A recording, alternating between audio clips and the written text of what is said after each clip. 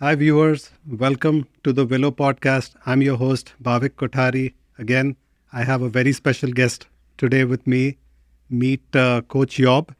Coach, welcome to the United States, and thank you so much for taking the time to talk to us. Thank you. Very happy to be here, and I've seen a lot of your episodes, and I'm privileged to be a guest on your show. Awesome. So let's get right into it because we have a lot to cover, and Mm. just for the benefit of the viewers, uh, I think this is going to be a great conversation because we get to hear from Coach Yob, who's who played a lot of his cricket in Netherlands and South Africa and England, and then settled in Australia, where he's done a lot of his coaching there. So a lot of his coaching career has been based in Australia. So there's a lot to learn from him. So let's get right in. So Right. before we talk about coaching, Coach, it'll be great to hear about your formative years. You know how you got into uh, to playing cricket. There might have been some sibling, Yes. uh, I guess, rivalry or whatnot, and we can talk about your under 19 experiences at Netherlands cricket and South Africa and England. Of course. Yes. So, born and raised in the Netherlands with two brothers, Koen and Daan. And at the age of 6, if I don't remember that exactly, but I know my parents were um, very keen for us to do something during the summer holidays. And there was a hockey club where I just started playing cricket. My brothers are a little bit younger. Sorry, I started playing hockey. And my parents and their friends thought, you know what, this is a great idea. Let's send all the kids to the cricket club. We don't know much about cricket. We've never played cricket myself, but at least they're out of the house and they're doing something. So I started playing cricket and absolutely loved it. My brothers joined a few years later as well.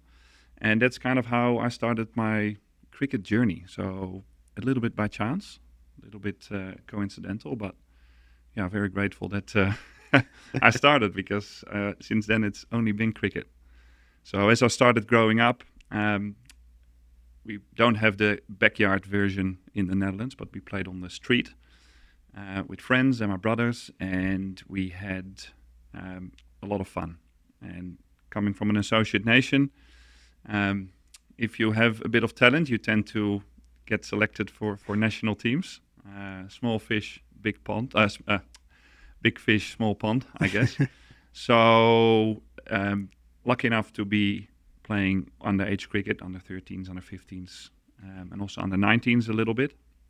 And my brothers did the same. And yeah, we grew up at the same club in Voorburg, in near The Hague, which was a fantastic club. And cricket wasn't big back then at all. I think there was about 50 or 60 people at the club. So very tiny, very small community. And still, cricket in the Netherlands is it's quite small from that perspective. It's not a very popular sport. And despite that, I think the Dutch national team plays very well, both the men and women playing at the World Cup at the moment.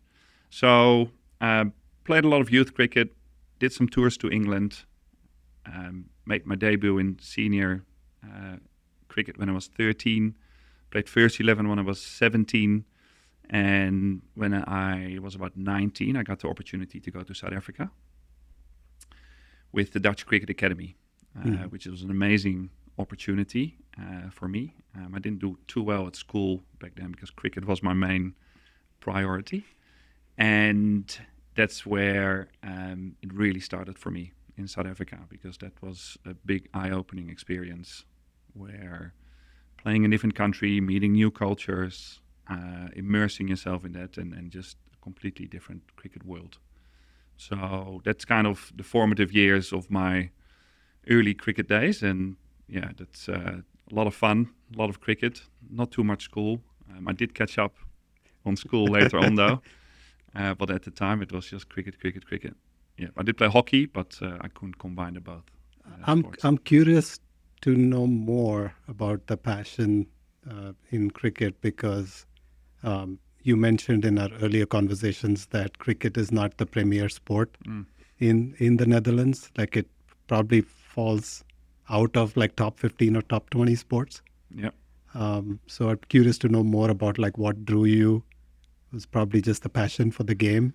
Just the availability of the cricket club, which was only 10 minutes away on my bicycle, um, making our own little cricket field in the street next to our house, which was really cool. So it was just very accessible, and we just kept enjoying it and doing it. So I think it just naturally instilled some sort of passion for the game. And we couldn't watch a lot of cricket. We had the BBC when I grew up.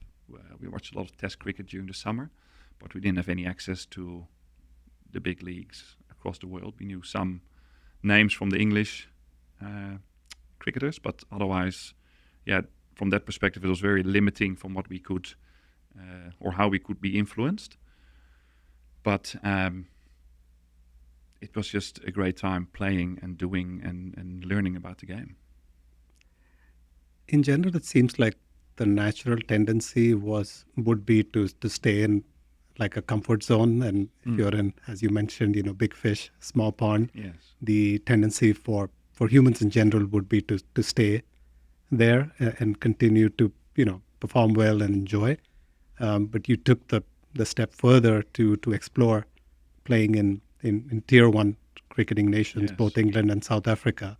So that must have been a brave decision, support from parents, also getting that opportunity to play, but also being not only ready for it, but also enjoy it, as you mentioned, would have been pretty important. Absolutely. I don't think my mum was as pleased as my dad when I left home for a while, but my dad's always been a big traveler and he's seen the world. He's been to so many countries. So I think that international element kind of runs in my blood through the veins. So from that perspective, I was quite excited to start a new journey in cricket, and combining that travel with cricket is kind of a golden combination for me. Hence, I'm in the United States again. But yes, that was definitely something new, and I think I've learned over the years to be a lot more comfortable with new situations like that. So putting myself in different scenarios has been very valuable for me, although I probably wasn't as aware of it now then as I am now. But yeah, that's definitely something that I feel, especially as a coach, to be uncomfortable in certain situations. You got to learn how to deal with that and put yourself in those situations to grow. That's fascinating. Because how old would you have been when you visited Australia South Africa to play there? I think I was about late teens, so 1920, I think, more or Okay. less. Yeah. So again, that would have been an incredible experience, perhaps tough at that time to compete against, the best teams from there. Um, but it played a huge role in your career Absolutely. Yes. post that. And at the time, it I think looking back at it, I saw it as a cricket experience. I didn't really realize what cricket in the big countries really meant. So, in hindsight, on reflection, cricket in the Test nations is played completely different, and there's more competition. It's much more brutal, and I think the whole mindset around cricket is fascinating, and I've learned a lot from that. Coming from an associate country, where I think people can easily be very comfortable because they show some promise, some talent, and they don't really keep going with it. So playing in South Africa for ultimately 3 seasons in a row has definitely shaped me as a person, also as a cricketer. And I also met my now wife Yvette there as well. So all in all, South Africa has been a fantastic part of my life, so to say. That's awesome. So, any other stories? Any funny stories or any learnings from playing there? Um, I think looking back at it, we went as cricketers and we never felt like we were from an associate nation. We were just really part of the community and part of the cricket world. And if we didn't play well, we got dropped. And if we played, if we played bad, we got dropped. And if we played well, we got promoted. So that was a really, really natural way of dealing with sports or in sports. And I'm sure there's some funny stories that I could share, but maybe not for the podcast, I guess. There's some more vivid, funny stories about when I got to Australia a few years later, but should focus on those rather, maybe. So, moving on to when you started a cricket school Mm, in the Netherlands, um, you don't get to hear that as much, from coaches or players. correct. So maybe talk about that, like what led to that, Sure. and you identify yourself more as a development coach or a Mm, player development coach. I'm thinking that um, a lot of what you learned with that experience of building that cricket school would have played a role in who you are as a coach now. yep. Yep. I agree. And when I was in South Africa, I wanted to do some extra work. And I thought, how can I combine my work with cricket coaching? So I contacted the local cricket school, the Ryan Marin Cricket School of Excellence, as it was then. I think Ryan was recently fielding coach of Afghanistan as well.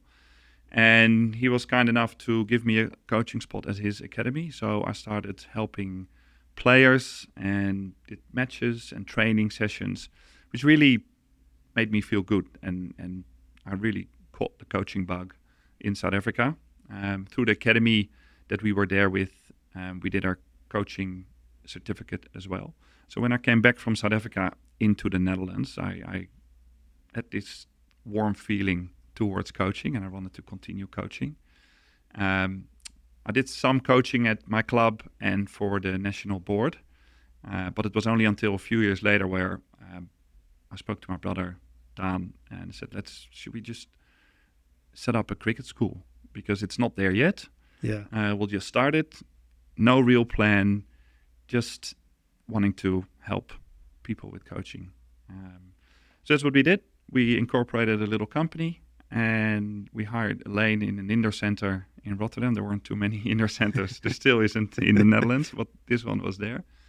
And through our own cricket network, we found a few people that we were coaching, and we started coaching these players, which is absolutely, it was fantastic. We were making some money. We were coaching players. We were helping them. We were connecting with the cricket world in a different way. So from that perspective, it was amazing to go through that process. And again, we just did it. We didn't really think things through as well as I do now. Probably a bit more mature as well. But it was great to be able to help people and to find some work in cricket other than playing. Not that I ever got paid to play, but it was just a great way of actually doing something different. So it's a shame I could never really continue it based on what happened next. But we started it and we helped some schools, we helped some clubs with winter tournaments, and in the summer we did some extra sessions with players, which was super rewarding. So, and as you mentioned, the coaching bug is what happened at that time, and Yes, little did you know where that is going to take you. So let's absolutely. move on and talk about Australia. So maybe talk about like what brought you to Australia and some of the initial Sure. experiences there. So just before we went to Australia, and we didn't know we were going to go to Australia, I started coaching the national women's side in the Netherlands, which was a super cool experience. We played in English Division 3, I think, as a national team, and it was really nice to coach at that level. Then Yvette, my wife, was offered a job in Perth, and we basically said, let's just do it. Another adventure.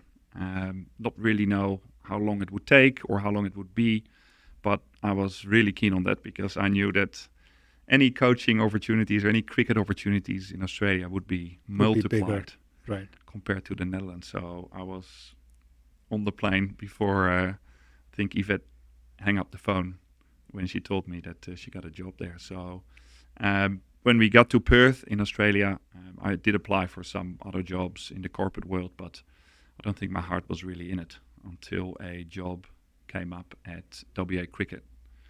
And I keep saying it was September, and now I know how the systems work, and I'm pretty sure they must have been desperate to find someone because I was fresh off the plane. All our clothing, everything was still in boxes coming over, and I was not ready for an interview at all because I was in my jeans, I had running shoes on and a shirt, and I felt so embarrassed. But I was only in Australia for a few weeks, and I saw this opportunity. And I don't know if this is a funny story, but I actually got to meet Jeff Marsh through this way. And back in the day, I didn't really know who Jeff Marsh was because, as I told you, we had access to the English cricket scene, not really the Australian scene. I've heard of him, but not really.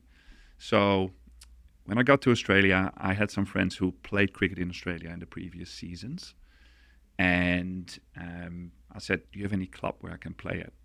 So one of my mates, JJ, he said, yeah, I've got a number here for Sean Marsh. He plays at Fremantle. Just give him a ring. And I didn't think anything of it. I didn't know the stature of Sean Marsh and what he was doing. So I said, okay. So I sent Sean a message. I said, hey, which how are you year doing? was this? 2009. 2009. Okay. Yeah, 2009. And a few days later, I got a message back from Sean. I said, hey, I'm in IPL at the moment. I can't really help you, but why don't you give my dad a call? And I said, okay, I'll give your dad a call. So little did I know that it was Jeff Marsh, like the Jeff Marsh, which was, and he said, okay, well, let's have coffee. And had a coffee with Jeff Marsh, which was in hindsight amazing. So we had a really good chat, hit it off, and then we've been mates since, which is really cool. And I feel he might have helped me a little bit, putting in a good word. But I did end up having a job at the WACA, starting my cricket journey there. And to be honest, I would have mowed the lawn at the WACA if I could have. I just wanted to work in cricket as soon as I knew that I was moving to Australia. It just seems like the Australian culture in general, but especially the sporting culture, the cricket culture, it's very welcoming. People are willing to help. In general, it seems like Australians love their sports. Like they play a lot and they watch a lot, and the system is great such that they help each other out. So that initial break that you got and the relationship with Jeff helped quite a bit. But you built quite an impressive coaching career post that. So maybe let's talk about that. And frankly, that's the crux of our conversation. Sure. Because I really want like the audiences, which are US specific, to hear more about coaching philosophy. Who are you as a coach? What's the philosophy? And in our previous conversations, and I've seen you coach, it seems like the key pillars to that are, one, building a relationship with the player, which is the first thing because that helps build trust. Then it's possible to put a structure and follow that structure around developing that player, and adaptability, to be able to adapt to the needs of the situations. Yeah. So let's get deeper into your coaching philosophy and how it got formed and how you've seen it successfully, implemented wherever you've coached. Yeah. And I think coming to a new country, which is hard, moving to a different country, it's not as easy and not as glamorous as everybody might think it is, because you got to start again. And I don't think I was the same completely in the Netherlands, but when I moved to Australia, something, maybe it was the openness of the Australians, the warmth and the community-based feel that people want to help. I started to change my mindset a little bit, that I wanted to be more open with people and more, get to know people a bit better. And throughout my years in coaching, I do feel, and that's probably how I'd like to be treated myself as well, I guess. I'd like to go person first, people first, and really get to know the player in this case about what they're about, what they do, and it can't just be a technical solution. I think there's much more value in actually um, getting to know someone and making sure you find out what makes them tick and how to respond to certain situations to really have a deeper impact with players. Um, I was very lucky to do a lot of coaching in my time at the WACA. I still remember when I did my interview, they said, this is not a coaching job, absolutely no coaching job. And the job I got was actually, it was a high performance coordinator in the high performance department. I said, fine, I'm not here to coach. I said in the interview at least, and we'll see what happens. But not even 6 months later, I got the opportunity to coach the Western Fury, be part of their setup, which was amazing, just to be in a state program already. And I think that openness from the players and then from the staff at the WACA really made me realize that there's a bit more to coaching than just giving instructions. Yeah. So, I stuck with it, and I kind of formed a better way of dealing with people and managing and then getting to know people, and turned out that was quite a successful way for me to get some improvements and get people to be better tomorrow or better players in the future.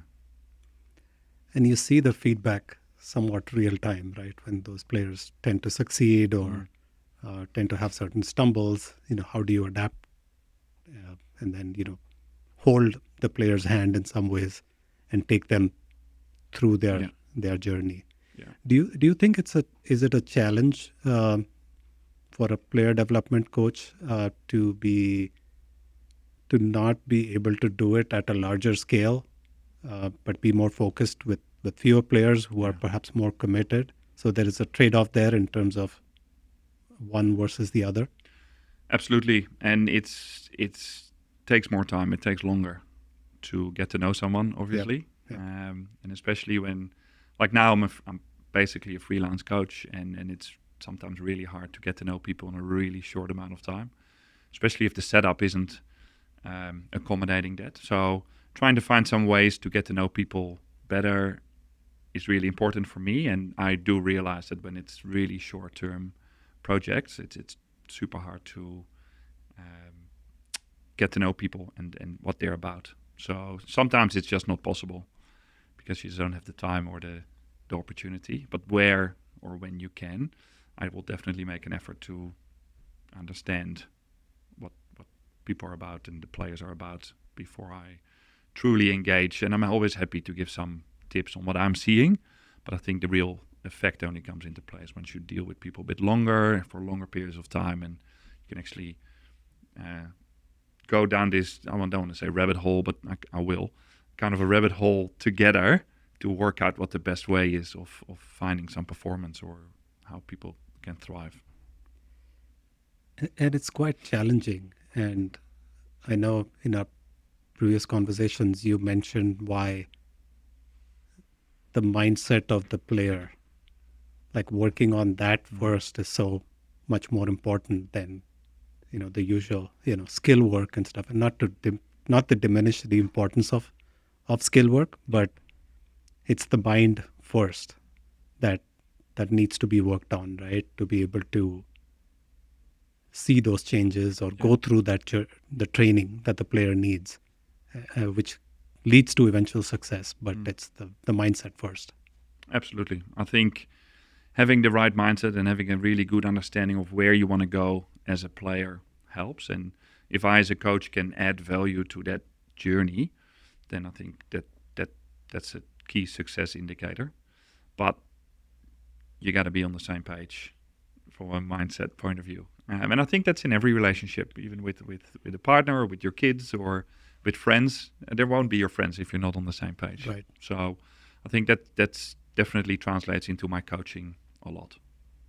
So building like a personal connection with the player becomes important. That relationship is what translates into the player feeling confident. That whatever training that he or she is going to go through with you Mm. is likely going to lead to success eventually. As you said, there's Yeah. no shortcuts or no short term, but No, people think there is, and I'm sure you get some short-term results. But I think the long-term results, the sustainability of it, sits in the continuity and the long-term approach. I feel that connection is super important, and that's something I always try and aim and do with a group or with an individual first, which is something I'll say at the start as well. If people want to coach or want to be coached, I kind of give them a little spiel and say, these are the expectations. What are your expectations? I'll hardly run up to or rock up to a session and then without knowing anything about the player. I do want to set those expectations early, and I think a lot of, especially younger players, are open to this. Once the mindsets have already formed and people have certain ideas about something, it's a lot harder, really hard to deal with as well. I've had plenty of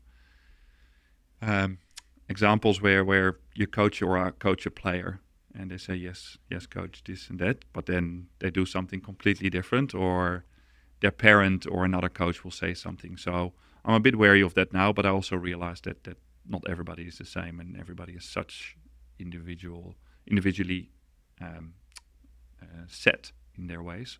So I'm really trying to be adaptable myself with finding out how people think. And sometimes it takes a lot longer. Sometimes it's really it's quick. quick. Yeah. And sometimes it doesn't happen at all. And I think as a coach, we just have to accept that. And given your vast amount of experience in Australia and the coaching there and the systems, as you know, I'm a big fan of like the structure and system in Australia, because in spite of the smaller population size, Australia is able to punch way above its weight Yes. in terms of making sure the talent that is coming through. I shouldn't say talent because it's not just talent, right? But it's the high potential players or the highly committed players are well taken care of, and they're coming through the systems and the pathways, Absolutely. which eventually results in the success that you see, and you see so much consistency. Yes. Maybe talk a bit deeper, because especially our American audiences would love to know more about, what systems, what pathways, and what kind of talent development programs exist that leads to success. Now, Sure. we all recognize that overnight, Yeah. we're not going to see, tremendous change, and the gap won't close. But I do believe that for a tier two, cricketing country like the U.S. and somewhat similar to Netherlands, it's important to try to emulate, countries that have done it well over a long period of time, but have built the right systems and structures. Yeah. Well, I think because cricket or serious cricket in the States, and please do correct me if I'm wrong, it's only from my own experience, is so young. I think there's an opportunity to learn from other countries and find out what the best way is for local cricket here. But I think the whole system in Australia is set up for lifelong cricketers. It's not just the talented players, but I think even if you're not talented, the idea is to keep playing cricket until you are 60. There's so many Until you want to. until you want to. There's a lot of over 40 leagues. There's a lot of over 50 leagues. So the system is set up for players to start when they're 6 at the participation level, all the way until they're 70, 80. So cricket's really just everywhere. You start in community cricket, which is where most of the players play, which is just weekly, 6-7 months of the year, with some training. And if you want to go to a higher level, there's Premier Cricket. Can I interject here and ask you, what is the cost? Because that's also interesting to me. I know you've mentioned it before. Sure. But what are the costs for someone who just wants to play community cricket, just wants to play Yes. recreational cricket Yes. as a youth player? So it's a few hundred Australian dollars a year, which converts back to also a few hundred US dollars a year. Right. Not too much. It needs to be accessible. It's accessible for everyone, and it's a system that runs across Australia exactly the same. So if you play in Sydney, You play the same formats as you do in Brisbane, as you do in Adelaide, as you do anywhere in Australia, which is a really strong point, I think, because everybody feeds into the same system. So that's community cricket. You can play there all your junior years, basically from 10 to 16, 17, for a few $100s a year, if you wish. It's not bad. It's not bad at all. It's a good deal. Coaching is obviously done by a lot of volunteers. Yeah. And this is definitely one of the strengths of Australian cricket, one of the cornerstones is the volunteer involvement and participation. So without volunteers, cricket cannot run. And probably that's part of the reason why it's very accessible from a financial point of view. There's a lot of funding from Cricket Australia on this, and also the government supports cricket to be played everywhere. They help with grounds, they help with facilities, they help with club rooms. So there's a whole infrastructure element to making cricket really, really successful and a really popular sport. Aussie rules football is definitely the most popular, but cricket is the most popular summer sport. For the summer, I think I'm likely to visit Australia. I'd love to go for a Aussie rules football game if there's any happening there. Yeah, I'm sure there will be, because everybody does it. And I've never seen one, but I'd love to go. It's a crazy game to watch. It's taken me 17 years to get my head around it, and I still don't have all the elements right. But fascinating. There's 7 umpires, from all I know, which probably says enough. But anyway, so that's the community cricket level. That's present all over Australia. If you feel you're talented or you want a bit more serious, you go to Premier Cricket, which is only in the big cities and covers, I think, on average, about 15, maybe 10 to 20% of all community players play Premier Cricket, which is just the next level. From a state point of view, that's where the states are looking at the next level players for their squads. That's they're looking at Premier Cricket. Premier Cricket. Okay. So they don't really worry about community cricket. They manage it, they facilitate it, they help where they can, they build up clubs, they build up volunteers, they do coaching courses. But from a player development point of view, they only do that eventually once they are in the state system. And they use Premier Cricket to select players and to invite players. There's a system that is Australia-wide where all the scores get captured in one platform. It's called Play Cricket.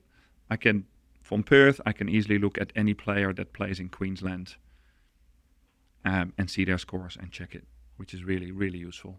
So it's visible who's doing well. So it's very comparable because you're looking at everybody is playing the same quality cricket at the Premier Cricket level. Yeah. So it's very comparable. Absolutely. Okay. Yeah. And there's some standards across Australia about Premier Cricket in each state, about pitches, about governance, about how clubs need to run, about each club looks the same in Premier Cricket across Australia. So all have turf, they all need to play with certain balls, they all have some coach accreditation requirements, it's the same everywhere. So once you do really well in Premier Cricket, you get invited to an under 17 state squad, or under 19s, both and then the females, it's the same, 16s and 19s. So only very late, only once players are 15, 16, they kind of get identified for state cricket. So that early specialization part, it's been a big discussion point over the years, and I'm sure a lot of people here, like with tennis, I know Roger Federer played a lot of different sports where Rafael Nadal only played tennis, and they kind of both made it to the absolute top. So I'm not exactly sure what is the right model, but in Australia, people are encouraged to play different sports all the time and then build different skills. I want to touch on that because the weather is generally pretty good, right, in Australia, but it's not like kids are playing cricket all the time or specializing, even within cricket, specializing in one skill. Correct. All the time. They are encouraged, and most youth players would play dual sports, right? So they take at least a mental break from cricket. Yeah. Not to mention that a lot of attention is being given to the physical development, right? It's not just skills and not just training, but more about developing the raw physicalities that are needed, Yeah. that are, I shouldn't say needed, that are demanded by Mm. the modern sport as it has become.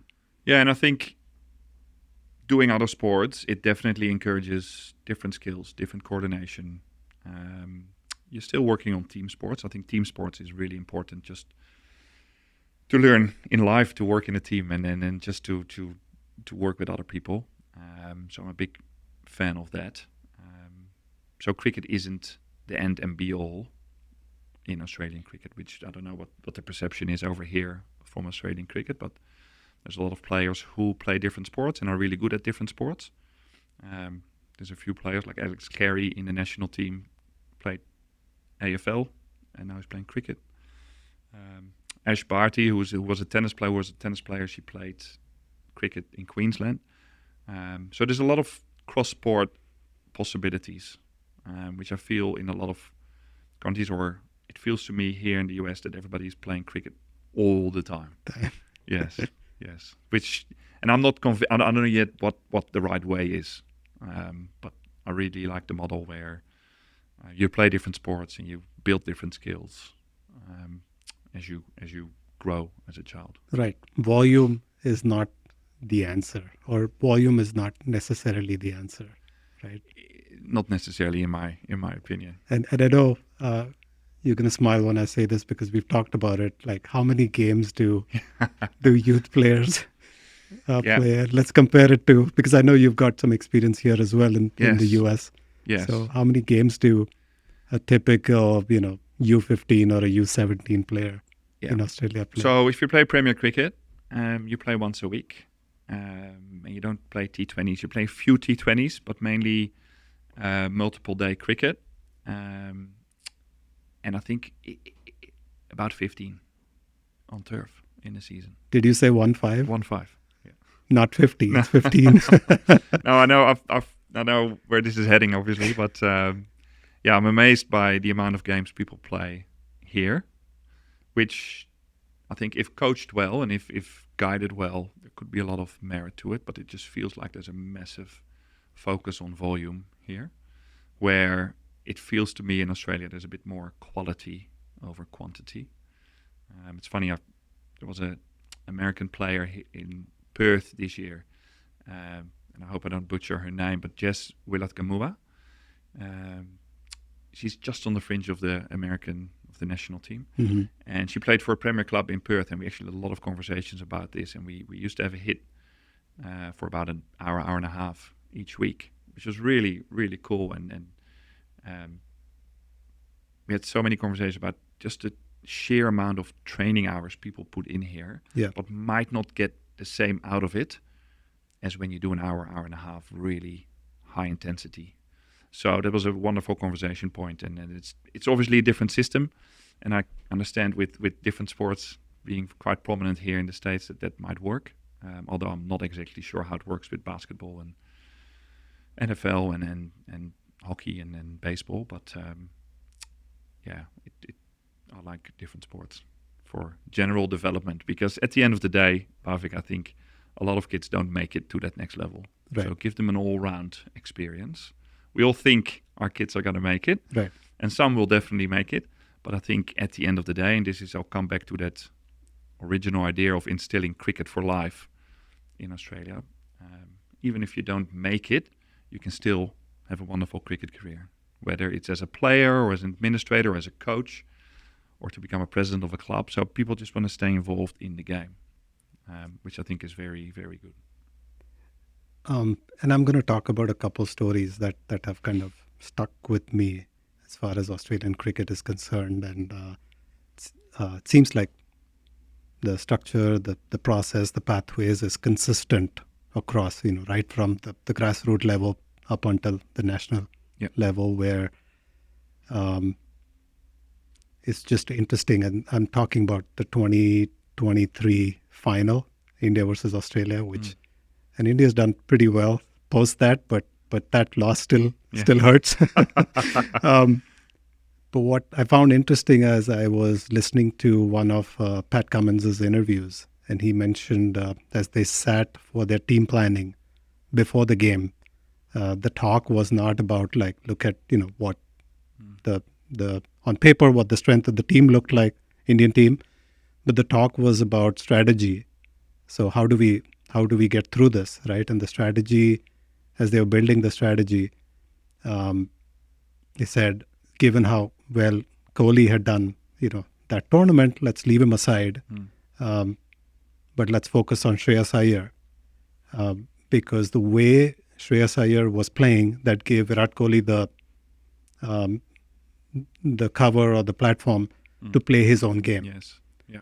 And so what they did was they figured out how to get Shreyas Iyer out, um, which would impact the way Kohli would play, right? And that plan got executed, and it was successful, and that played a huge role, because if you see in those middle overs, India couldn't score as many boundaries, that they couldn't score Yeah. at a higher rate. It just seems like that whole mindset of like, okay, how are we going to win this? Not to mention, and sometimes those plans don't always Of course. go well. So this is the Champions Trophy. I can't remember which game it was. Maybe it was the semi-finals, India versus Australia. Steve Smith was the captain, and of course Australia lost. But I was listening to his post-match interview, and he was so calm about like, okay, we had certain plans. We tried to execute that, and we couldn't execute all those plans successfully, and that's why we lost, and that's what happens sometimes. Yeah. The I mean, I think losses in important games, especially in South Asia, is taken very, very personally, very passionately. But in Australia, it's just another day. It's like, okay, fine, we lost. Let's move on to the next venture. So I just like that mindset, that approach. Yeah. Yeah, I can imagine, and I'm pretty sure what they say in front of the camera and what gets discussed is not always the same. But you're right. It's that adaptability and that broader view that players can take, and it's definitely something that I notice in my own coaching in Australia. That it's not just about batting and bowling. We do talk strategies and just application and kind of build structures around how people perform, so that it's easier to deal with when it goes well or it doesn't go well.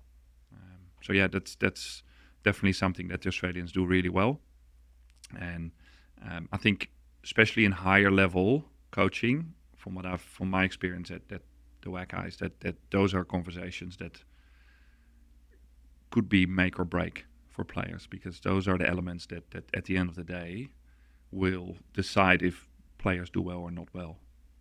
It can't just be about how to hold the bat or how to bowl it in swing. It's actually how to deal with certain situations, and yeah, that's definitely happening at the higher level in Australian cricket, for sure. That's awesome. Yeah. So moving across the Pacific and Yes. moving to North America, which I know is of interest to you and a new passion.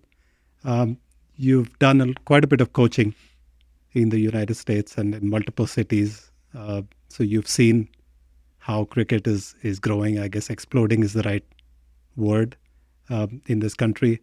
A lot has happened over the grassroots level, and so again, we spoke about volunteers, and it's great what the administration from the top, but also the volunteer participation has done for the sport. I think the minor league and major league has also played a huge role, and I think it will continue to play a huge role. But still, there's a lot of work to be done. There's still a lot of things that remain as a work in progress, and especially the high potential or highly committed players from all regions need to get identified early on, and need to be developed in a certain way. So maybe talk a little bit about about that. Yes. If you had a magic wand, what could we do? And then we can talk about the future as well Of in course. terms of how Major League is a huge step forward, at least from the private side, which might lead to talent in the US, which I think there is plenty that gets identified and developed and shown the pathways the right way. Yeah. Yeah. I think my first time in the US, it was either 2016 or 2018. I connected with Deepak, who's in Atlanta, and I sent a lot of emails to academies in the States to see if people wanted to collaborate, and I just wanted to seek new adventure, I guess. And Deepak was so kind to actually respond and say, "Yeah, let's do it." So here I came, not knowing what to expect at all. And let's say, for the sake, it was 2016. We had a 2-week camp in baseball cages, and we played some games on baseball diamonds, and it was just the weirdest thing for me.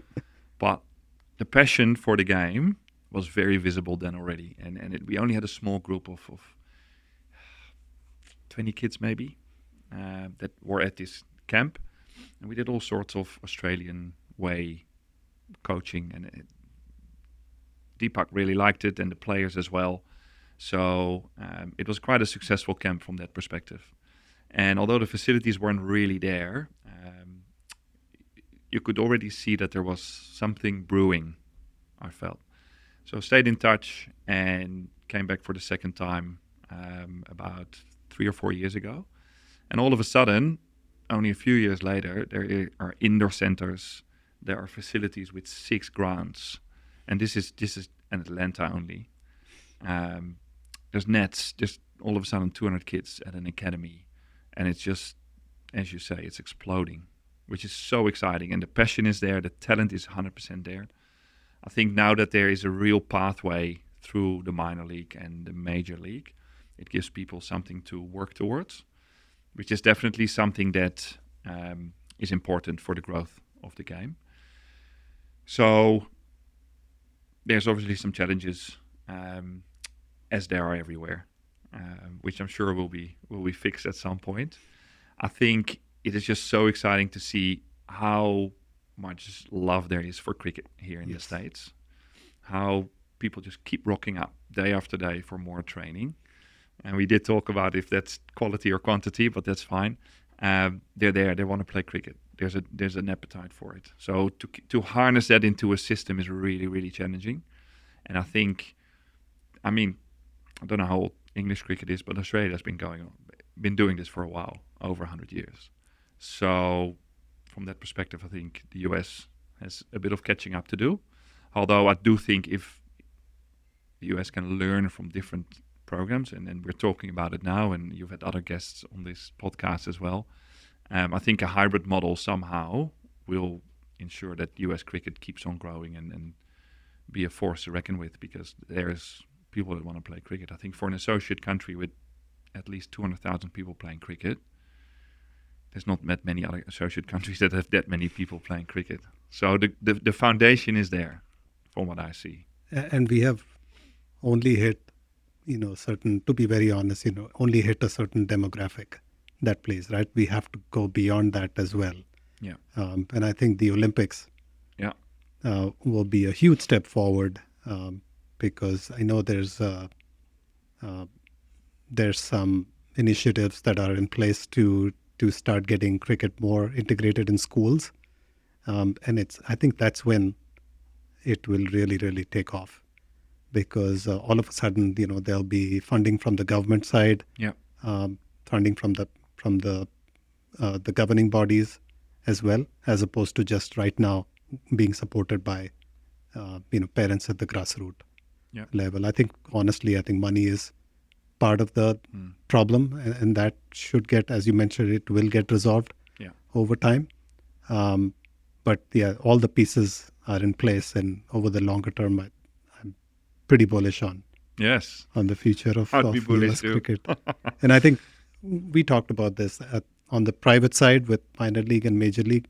That might get there a bit sooner, just because they're more well equipped and they have more funding and more investment capabilities Yeah. to be able to identify talent and then challenge them Yeah. or channel it the right way. Yeah, I think the Olympics is a massive opportunity. Um, it's personal opinion is that it could become too soon to really utilize the actual opportunity of it. But the fact that it is becoming an Olympic sport should be really exciting. And I think going into the schools would be great and definitely next step. I'm sure there's some governance out there that requires that first before you can actually hit the schools. But I think especially in the next 2 years, if there's some broader narrative about cricket and people know about it, there will be some organic growth from that. And yeah, the talent is here.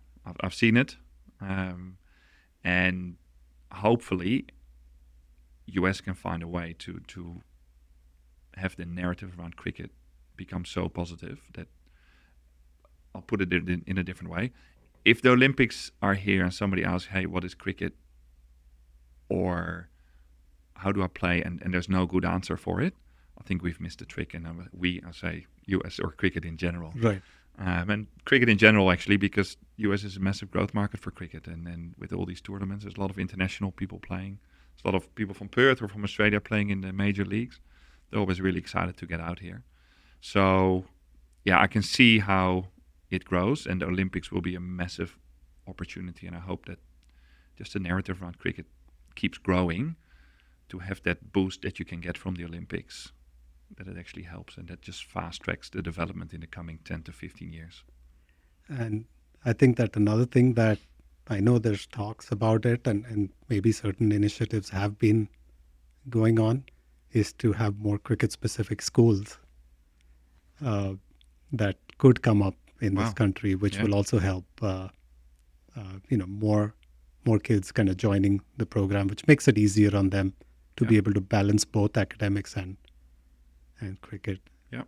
I think China's doing something similar. They've got really specific programs for cricket, and they obviously have population, but it's not a very big sport there just yet. But they are developing as well, and this is definitely something that is not yet happening as much in Australia. But there are schools that focus on cricket. So I think that's a wonderful model, and from what I've learned about the school systems here, there's a few options for kids to go to school or be hybrid or do online learning. So again, the foundation is there. Foundation is ready to be pushed up. Yeah, I think these are exciting times for us as parents or players. Exciting time for coaches Yes. and cricket in general in the US. And I think we'll have to do another podcast later on to kind of catch up on where cricket has, how much it's developed Yes. since today when we spoke. Yeah, I've seen it develop in the last few years, and I can only imagine that it will keep growing. And yeah, cool that I can be here and help out in a way and add some value to the whole system. But yeah, I sincerely hope that it keeps on growing and growing. It's a wonderful game. And I'll just add Sure. I'll add this.